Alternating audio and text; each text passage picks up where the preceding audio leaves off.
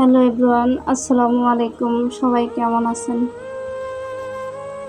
আসলে একটা কথা হলো কি, আজকে আমার মনটা খুব খারাপ।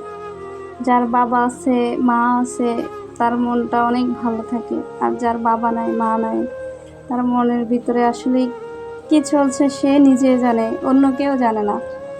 আর আজকে আমার বাবার কথা খুব মনে পড়ছে, তাই কি করব নিজেও বুঝে উঠতে পারতেছি না।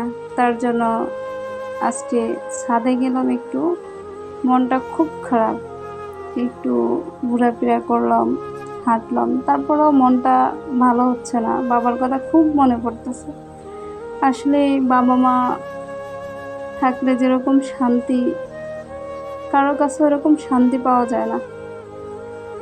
বাবা থাকতো আজকে মনটা অনেক ভালো থাকতো, যে আসলে আমাদের এখনো পর্যন্ত বাবা মা জীবিত আছে। এখন বাবার বাড়িতে যাইলেও শূন্য শূন্য মনে হয়, যেখানে যাই শূন্য মনে হয়, যে আসলে মনে হয় বাবা দুনিয়াতে নাই, কিছুই নেই আমাদের মাঝে। কি বলবো, আজকে খুব খারাপ লাগতেছে।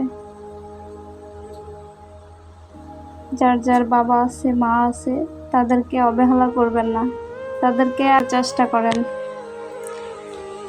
যখন বাবা মা থাকবো না তখন বুঝবেন আসলে বাবা কি জিনিস, মা কি জিনিস। এখন আছে তো তাই বুঝতেছেন না, যখন একজন সরে যাবে তখন বুঝবেন আসলে দুনিয়াতে কি ছিল।